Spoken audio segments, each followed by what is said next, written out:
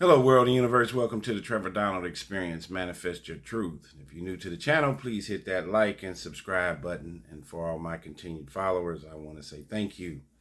And this is an opinion-based video channel where I try to open your eyes and ears to some of the travails and trepidations that take place throughout our cities, our states, our country, and sometimes around the world. And just when it's so tough, two of the toughest jobs out here in America today is one being a police officer, and I think the second one is to be a teacher. Um, and there are so many dynamics that are taking place in these schools today. If you think about it, you have three areas where you would want it to be a safe haven, but it seems like there's a lot of chaos and disruption. And it starts inside the home on how these kids are being raised, these fatherless homes, the disrespect, not being raised to be respectful human beings. If they don't respect their parents, are they going to respect anybody outside of the home? Probably not. So you have inside the home with chaos and disruption. In our urban cities, in our communities, we have tons of chaos and disruption with assaults, gun violence, shoplifting and looting. And then in our schools, there's tons of chaos and disruption, bullying, school fights. Kids are supposed to be going to school to develop their five senses and a certain skill set to find out what they have interest in, both academically, athletically, and in the arts. But they are going to school and doing everything but that. Fighting, bullying, disrespect to the authority figures, teachers, administrators, disrespect to each other, disrupting classrooms. Kids are reading 2 and 3 grade levels behind in most of our major cities in reading and in math. These are statistical facts. And we're seeing a large number of these kids with low test scores to be kids of color in an urban market. And we have to wake up and pay attention, even if they're not your children, but say you live in those communities. These kids are not mannerable, respectful, and following rules and order. That could be the same kid that robs you when you're going to the grocery store or to the gas station. We cannot turn a blind eye on all of this chaos and disorder that's taking place. Violence, the opioid crisis, mental health issues are not defined by a zip code, city or suburb, gender, race, creed, or color. It can happen to anybody, and the negative effects of all of this behavior can spread citywide, countrywide. And so I want to talk about this substitute bus driver. So home life is disruptive, our cities, our communities, and in our schools. And we're having a high number of kids that are being ill prepared academically, intellectually, for life. And then also there is a certain level of disrespect. And here's one that I want to talk about to see what you all think. Substitute school bus driver caught on camera punching a 7th grader repeatedly. Now, this is a substitute school bus driver. This guy was 67 years old, just retired, having something to do for a few hours, engaging with the kids. My presumption would be I don't think he had any intention to be a substitute school bus driver, which doesn't pay that much, to go out and harm a child. And I think there's accountability on both sides with the adult school bus driver and this 7th grader. This is straight out of Liberty, Missouri. A substitute bus driver was arrested and fired after he allegedly assaulted a 7th grader in Missouri.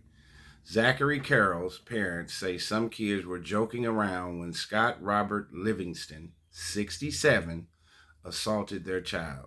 I don't think it's that simple. Zachary's mother, Nicole Dana, remembers the call she got from her son after the incident. He said, "Mom, I just got assaulted by the bus driver. I was choked and punched multiple times." He was helpless. There was nothing he could do, Dana said. He had a grown man on top of him, choking him and punching him repeatedly in the face. No child should have to go through that. One of Zachary's friends captured the final moments of the assault on camera, and you could hear other children on the bus screaming. Zachary's father, Brad Carroll, says the situation is infuriating. Never should a child experience being assaulted by an adult, he said. Dana says she is heartbroken. It is heartbreaking. I wasn't there to protect my child, she said. For an adult, that is so much older and should know better, to abuse our child like that is not okay. Although the bus driver was arrested and fired, Zachary's parents want more from the school district. They suggest stricter background checks at a minimum. Every kid's life is in their hands whenever they get on the bus. So just do more background checks because you want to know who your kids are riding with, Carroll said. You want them to be safe no matter what. Livingston was charged with a misdemeanor 4th-degree assault and booked into the Clay County Detention Center. He was later released on a $500 bond. Now, there are so many layers to this. First and foremost, let me say, as a man that's in his mid-50s, is middle-aged, and has 3 grown children, it's absolutely not appropriate for this 67-year-old substitute bus driver to get out of pocket, get out of character, and end up putting his hands on a child that's riding a bus. Of course, he is going to be criminally charged, and he will be absolutely all in the wrong. But we got to go back and talk about these kids. If you think for one moment that Mr. Livingston's 67 years old, a retiree who probably just wanted some supplemental income, something easy peasy, he thought, and engaging with the kids, this would be a great situation. And it turned out to be a clusterfuck. Zachary probably was bothering, throwing stuff at the bus driver. We all know what happens on these buses.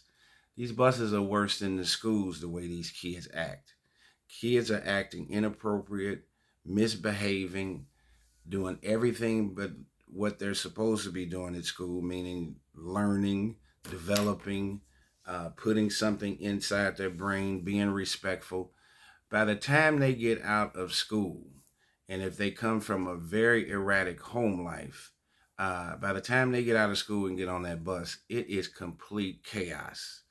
I don't believe that Mr. Scott Livingston's intention when he got up that morning or even took the job as a substitute bus driver, his intent was to harm a child.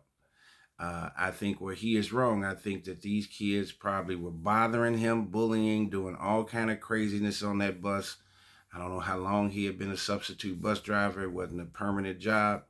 But at the first inkling, if it was me, I would have quit that job. It doesn't pay enough. It's not worth it. And now he ends up getting with an assault charge. Now, if you remember, he got 4th-degree assault with a $500 bond. So if you notice, you can tell how serious your charge is based on your bond, what you're charged with in your bond. A $500 bond, the misdemeanor, I think is going to be thrown away. Also, from a legal standpoint, many of these school buses, they have cameras on them. I don't know. I know I saw the video footage on the news, but it was other kids capturing it, I think. But if there are cameras on those buses, and there should be from both standpoints, as a driver, when you're talking about vetting these drivers, yes, you need to make sure you have very stringent background checks for the people that are carrying your children to and from school, their driving record, their arrest record, their criminal background record, drug testing, all of that. But if there are cameras, it will clearly display what was actually going on. But I will tell you, these kids are bad as hell today. There's no home training. Evidently, he must come from a 2-parent home because in the interview, both his mother and father have been interviewed. But they also need to look in the mirror, manifest their truth, and see what the hell is going on with their son. For this 67-year-old man to commit this kind of crime against one kid, that was a one-on-one deal between those two. Tell me what you think.